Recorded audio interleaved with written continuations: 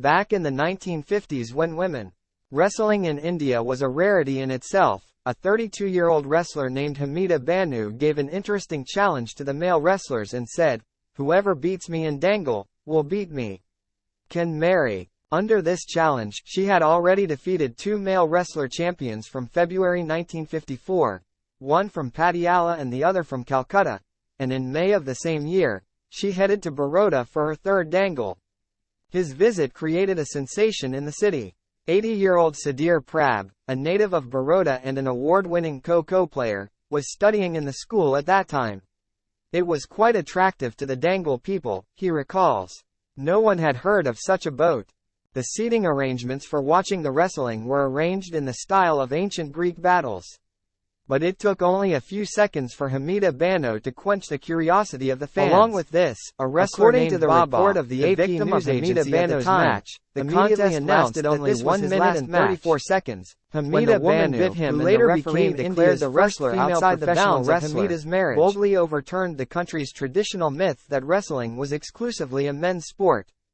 Hamida Banu had become so much of interest among the common people that her weight, height and diet became the subject of news. According to reports at the time, he weighed 237 pounds, and was 5 feet 3 inches tall. His average daily diet included 12 pounds of milk, 6 pounds of soup, 4 pints of fruit juice, 1 chicken, 2 pounds of mutton, 1 pound of butter, 6 eggs, 2 pounds of almonds, 2 large loaves of bread and 2 plates of biryani. News also reported that she slept 9 hours a day and exercised for another 6 hours. She came to be known as the Amazon of Aligarh, where she moved from her hometown Mirzapur to train in wrestling under the tutelage of a wrestler named Salam. A columnist in his praise wrote in the 50s that one look at the Amazon of Aligarh is enough to send shivers down your spine. He wrote, no woman could compete with him, rather the lack of rivals would have forced him to challenge the opposite sex. Conversations with Hamida Banu's relatives reveal that, apart from the lack of rivals, the conservatism of the society forced her to leave home and move to Aligarh. By the 1950s, it had reached its peak. In her challenge days as early as 1954, she claimed to have won all 320 of her matches so far. His fame is evident in the writings of the time, but many fiction writers also used him as a metaphor when talking about the strength of their characters. These things were also curious for the people of Baroda. Sudhir Prabh explains that dangle was unique in that it was the first time in India that a woman was wrestling a male wrestler. People were more conservative in 1954, he says.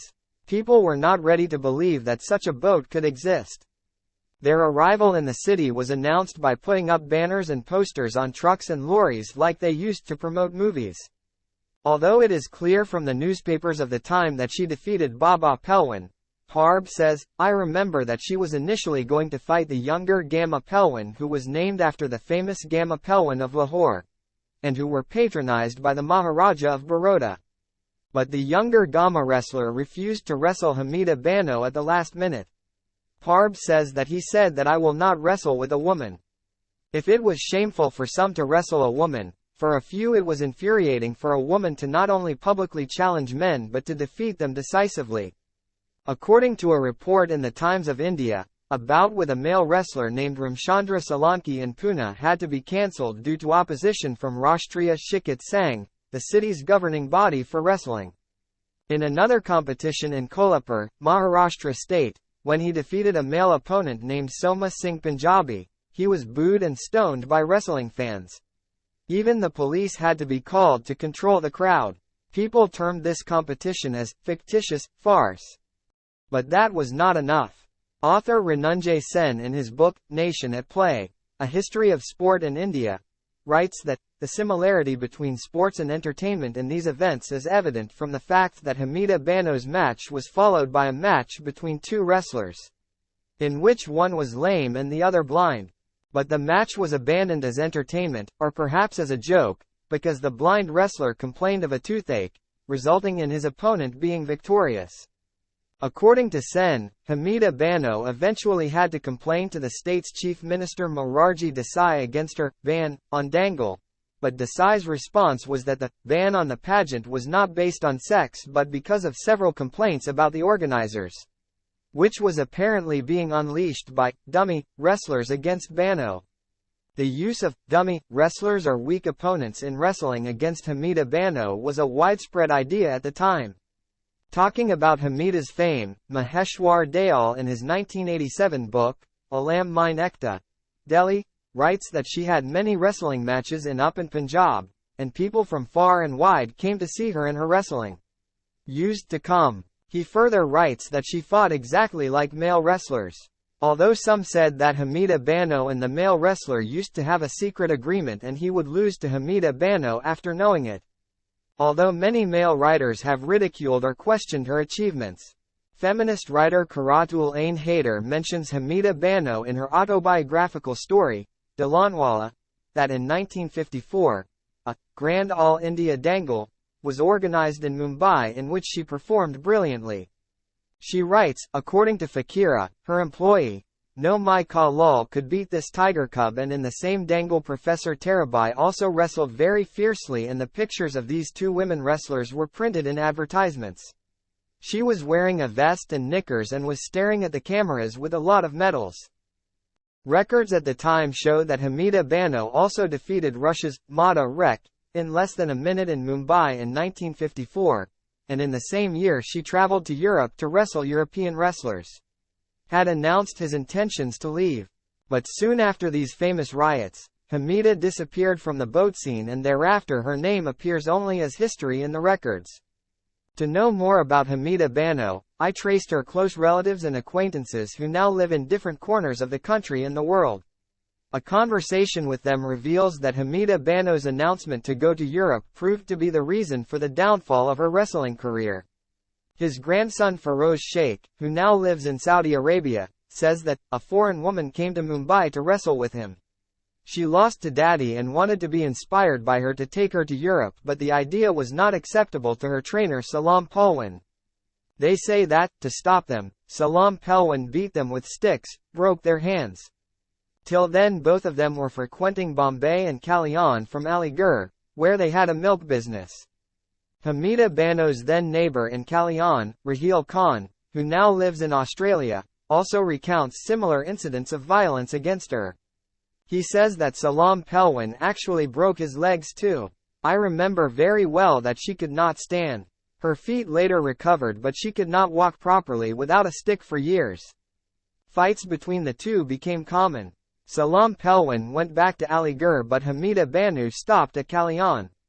Raheel says that in 1977, when Kalyan came again to the wedding of Salam Palwan, Hamida Banu's grandson, then there was a fierce fight between the two. People from both sides had left with sticks. Although Salam Pahlavan was influential, according to his relatives, he was close to politicians and film stars and lived like a Nawab himself. But Feroz explains that Salam sold Hamida's medals and other belongings, which left him in dire straits when his source of income ended. Although the complex in which she lived in Kalyan was quite large, it had a cattle shed and irregularly constructed buildings which she rented out. But due to the long period of non-increase in the rent, this small amount was no longer significant. Raheel says that her parents were well educated, due to which Hamida often visited them. Raheel's mother used to teach Feroz and his siblings English. As the fights with Salam increased, she would often bring her savings to my mother for safekeeping, he recalls. But he says that there were many difficulties in his last days. She used to sell bundi in the open field in front of her house in Kalyan. Although he strictly forbade his children to visit Aligarh or Mirzapur, Salam Palwan's daughter Sahara, who lives in Aligarh, told me that Hamida visited him once when he was on his deathbed. She returned to Aligarh. But when I was talking to Sahara on the phone this week on the subject of Hamid Banu, I realized that she is avoiding calling Hamid Banu her mother. On further insistence by me, he told that Hamida was his stepmother. They claim that Hamida Banu and Salam Palwan got married. Sahara said that Hamida Banu's parents were against her playing the men's sport of wrestling.